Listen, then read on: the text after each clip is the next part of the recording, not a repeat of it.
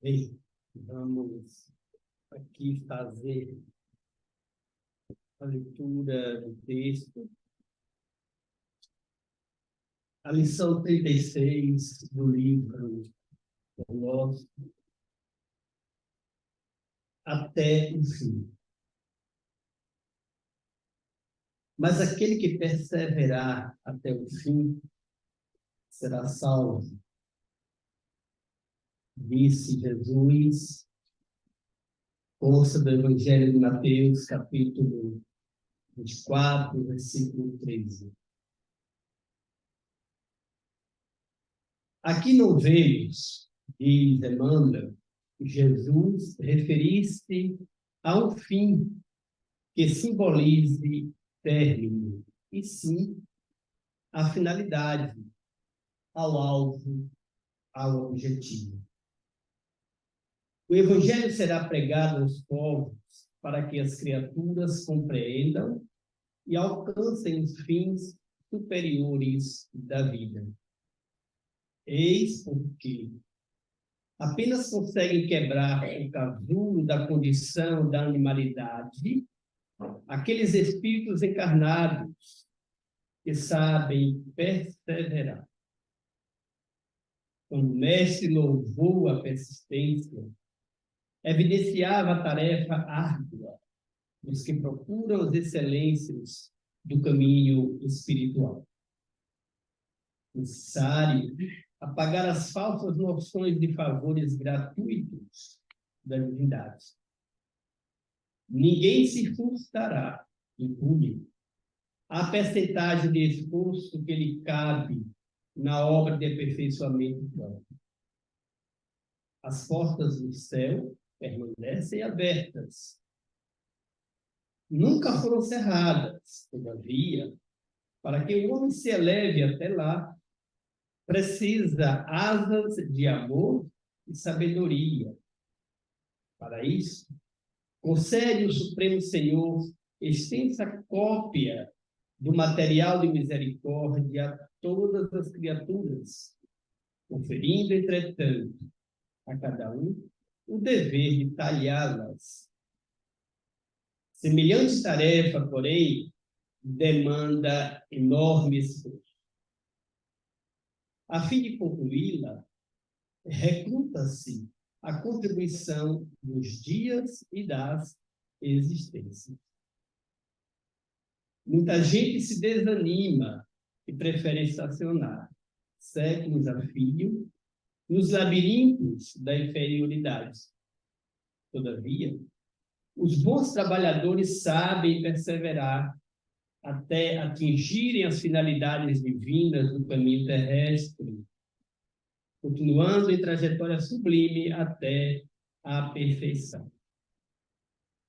Não é, portanto, o texto até o fim, comentário do nosso amigo. Meus amigos, irmãos, que Jesus continue trazendo para os nossos corações todas essas benesses, como inspirado pela música que aqui tocava, né? Tocava também os nossos corações, os nossos melhores sentimentos.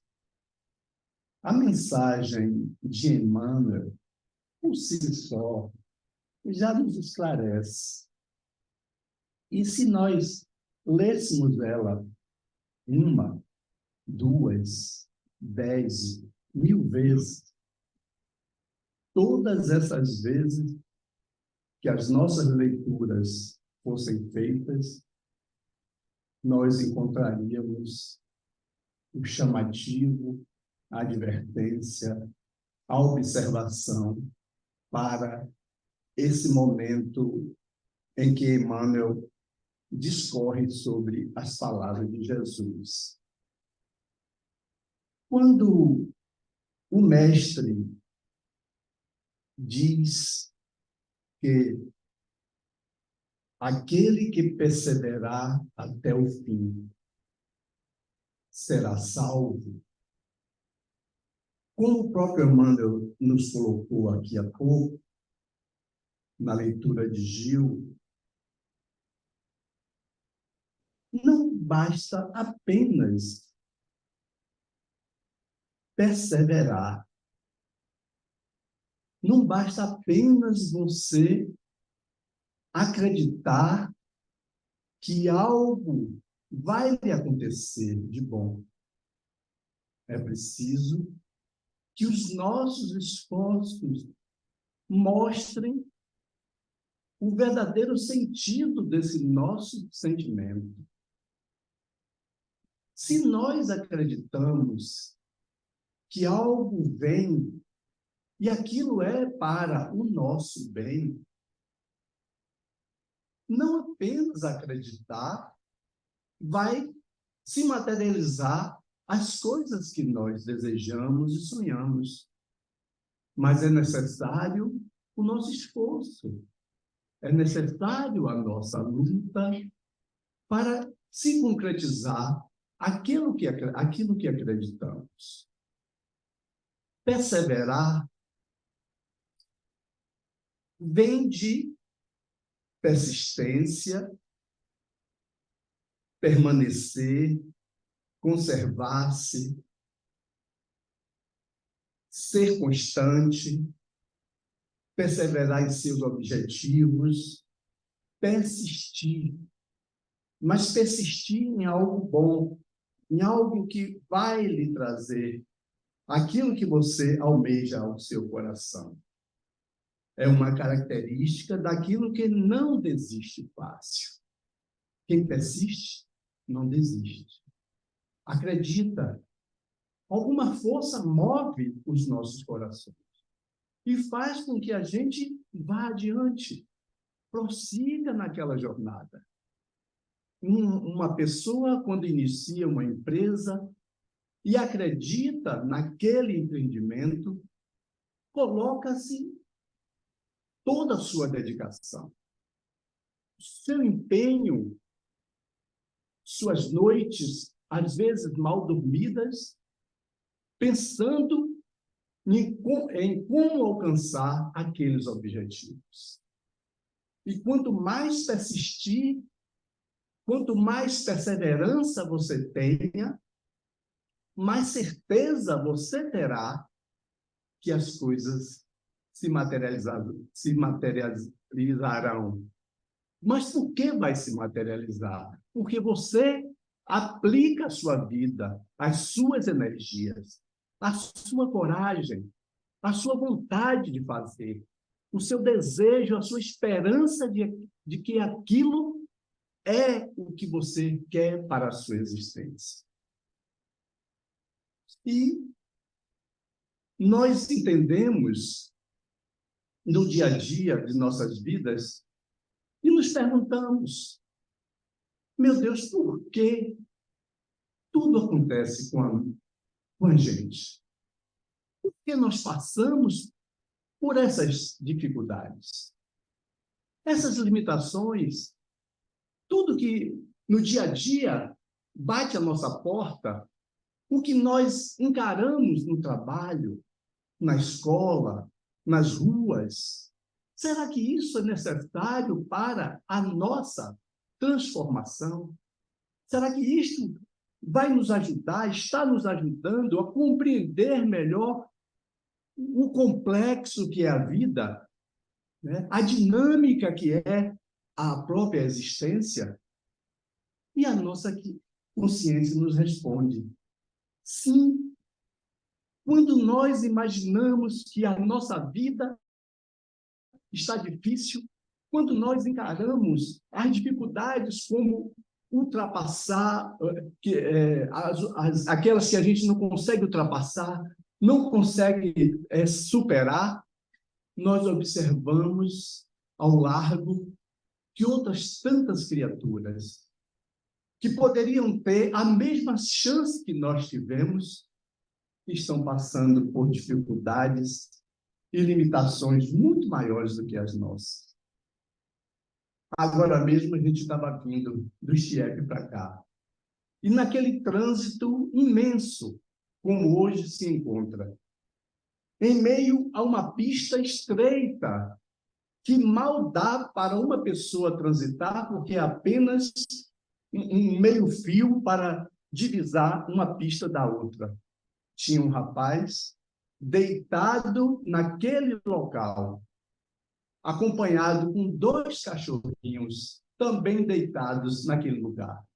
Em meio ao trânsito, às buzinas e toda aquela poluição, ele ali estava deitado no seu cantinho, por sinal, um cantinho impróprio, porque se ele se desequilibrar daquele paralelepípedo onde ele está deitado, ele cai para a pista e provavelmente um carro, né, o atropela.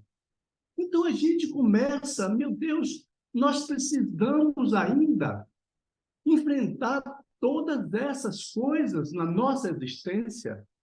Esse nosso mundo é para nos ensinar alguma coisa? Nós estamos aprendendo alguma coisa com todas essas lições que se nos apresentam? Ou achamos que a nossa dor é maior do que a do outro?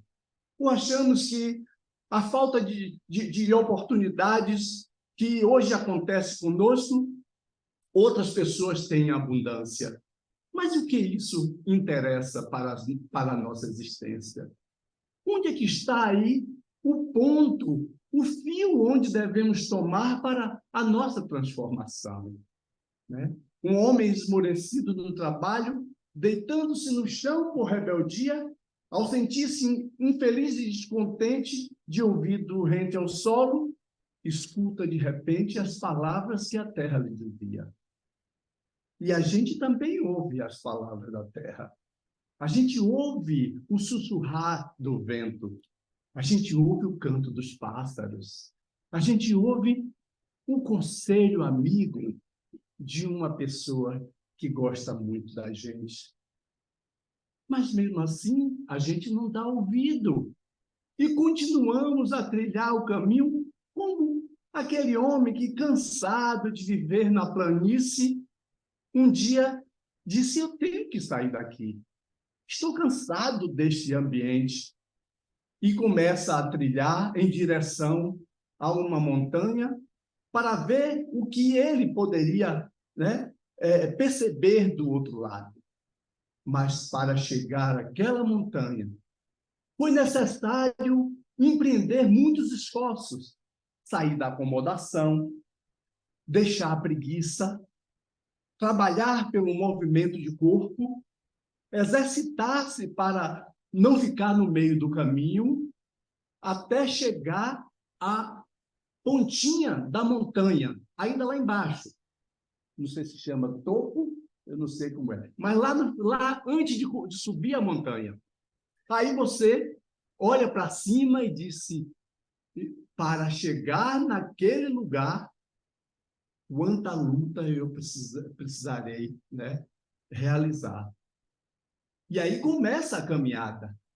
Encontra espinho, encontra pedra no caminho, outras pedras, outros espinhos, e vai subindo a montanha. Aos poucos ele percebe que quanto mais ele sobe, quanto mais degrau ele alcança, parece que a sua visão se amplia e ele não mais enxerga somente a planície, onde ele já estava cansado de perceber. Ele observa que existem outros pássaros, outros animais, existem outras montanhas à distância, e a sua visão vai se ampliando à proporção que ele alcança o pico da montanha. E quando lá chega, aí, meus irmãos, a gente vê como é lindo o outro lado da vida. Como é bonito aquela paisagem. Como Deus, na sua infinita grandeza, desenhou tantos quadros maravilhosos para deleitar os nossos corações, os nossos olhos, alegrar e fazer com que a nossa vida se torne melhor. Mas para isso, para que ele pudesse perceber que existia algo além daquela montanha, foi necessário todos aqueles esforços, todas aquelas lutas, todas as dificuldades, lágrimas, sangue, suor, para alcançar aquele objetivo. Aqui, Emmanuel fala que o Evangelho será pregado aos povos para que as criaturas compreendam e alcancem os fins superiores da vida. Seria esse, então, os fins superiores da vida? A gente lutar para sair da acomodação? Buscar uma vida de mais otimismo, porque Deus é amor, Deus é a grandeza, é o Pai que nos abençoa e nos inspira a vida e o tempo todo? Seria esta, então, a tomada de consciência para que nós possamos entender que dos ensinamentos que o Evangelho nos traz, nós possamos compreender e alcançar. Não só compreender, mas compreender e alcançar, compreender e viver, compreender e praticar, para que alcancemos os fins superiores da vida. A gente deve se perguntar, nas noites de nossas orações, no silêncio de nossas preces: ó meu Senhor, o que queres de mim? Qual a lição que eu preciso aprender no dia de hoje? O dia foi árduo, foi cheio de luta, muita dificuldade no caminho, muito engarrafamento, mas a gente, no final do dia, se para e analisa: qual foi a lição, meu Senhor, que o Senhor derramou através das criaturas para que eu entenda o meu objetivo de viver? Se nós fizermos isso, quem sabe algumas respostas possam aparecer. E aí Emmanuel continua dizendo que Jesus louvou a persistência, entendendo ser uma tarefa árdua dos que procuram as excelências do caminho espiritual. Olha aí, procurarmos as excelências do caminho espiritual. E Kardec fala no Evangelho que se nós compreendêssemos o verdadeiro sentido da doutrina espírita, querendo nos dizer, se nós abríssemos ou abrirmos os nossos corações e as portas da nossa compreensão, de nossa alma, para os ensinamentos que os Espíritos traz a todos nós, com certeza a nossa vida não será de lamentação. E quando elas chegarem, saberemos com força e persistência e coragem vencer as dificuldades que surgem no dia a dia. Jesus coloca: se amardes os meus mandamentos. Ô tarefa difícil, meus irmãos. Se amardes os meus mandamentos. A gente sabe, não é? Que devemos amar o nosso próximo. E agimos assim. Nós sabemos que devemos perdoar o nosso irmão. E a gente está perdoando o nosso irmão? Nós aprendemos que é necessário guardar no tesouro de nosso coração algo que possa ser a semente da nossa felicidade. E quando nós ouvimos: onde estiver o vosso tesouro, aí estará o vosso coração, olha quanta responsabilidade. O que cultivamos, o que guardamos para cada um de nós. Às vezes a gente se apega a um objeto minúsculo, pequenino. Às vezes até a nossa vida se vai por conta de algo assim.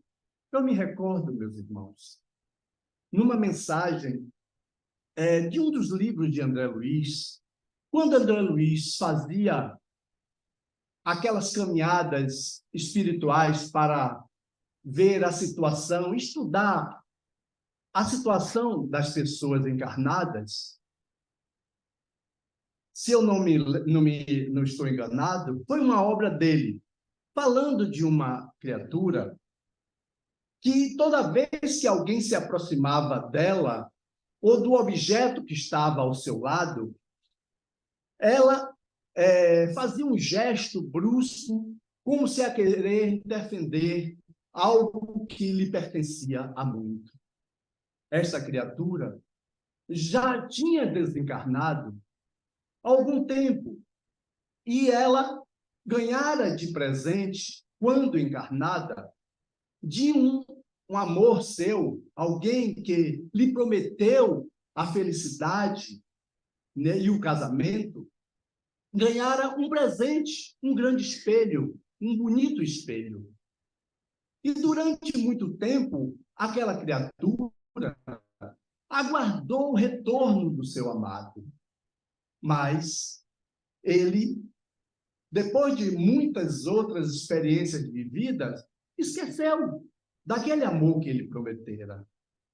E ela guardou consigo aquele espelho lindíssimo, que agora se encontrava no museu. E toda vez que alguém se aproximava do museu para ver a beleza, né, o formato, a arquitetura daquela peça, sentia um calafrio muito grande. As pessoas se assustavam e se afastavam. E é justamente aí que André Luiz, no plano espiritual, ao lado de seus orientadores e companheiros de tarefa, perguntou por que a criatura estava ali presa àquele espelho. E aí André ficou sabendo que 300 anos já se passaram e ela não conseguiu se desligar daquela peça material, daquele presente que ela considerou como a maior felicidade da sua existência. 300 anos, meus irmãos, preso a um objeto. E como isto, tantos outros objetos, tantas outras coisas, né? A minha casa e as coisas que me pertencem, as coisas que são minhas, como se elas acompanhassem a gente na trajetória para a vida espiritual. Então, onde está o teu tesouro? Aí também estará o teu coração. Adiante, adverte o benfeitor, que é necessário apagar as falsas noções de favores gratuitos da divindade. E eu percebi, a gente percebe, que às vezes a gente quer enganar os amigos espirituais. Nós dizemos, olha, hoje eu vou para o centro, eu vou orar, eu vou beber a minha água fluidificada. Mas quando a gente termina de fazer aquela atividade, voltamos a ser o Aloísio de sempre, a pessoa impaciente de sempre, a pessoa, entendeu? Inconstante, a pessoa que esqueceu ou só se lembrou de orar ali enquanto estávamos juntos com os irmãos que vibram pelos mesmos ideais. Então, adiante, Emmanuel fala que as portas do céu permanecem abertas e nunca foram cerradas. A misericórdia de Deus nunca se afastou da gente. Nunca tivemos o abandono da divindade, dos amigos espirituais. É o tempo todo nos inspirando, é o tempo todo nos acalmando, nos trazendo tranquilidade para compreendermos melhor a vida, enfim, nos acompanhando e nos aconchegando para nós compreendermos melhor as dificuldades, ora vividas, e o alcance que nós podemos ter porque os nossos objetivos não são os materiais.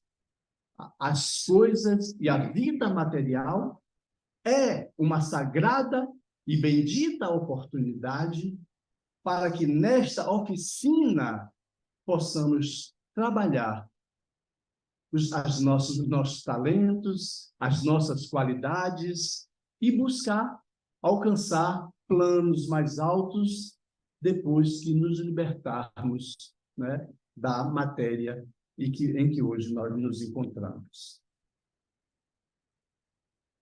E para finalizar, eu já tenho aqui esse tempo, eu quero ler essa poesia de Maria Dolores, pequenininha, que fala aos nossos corações.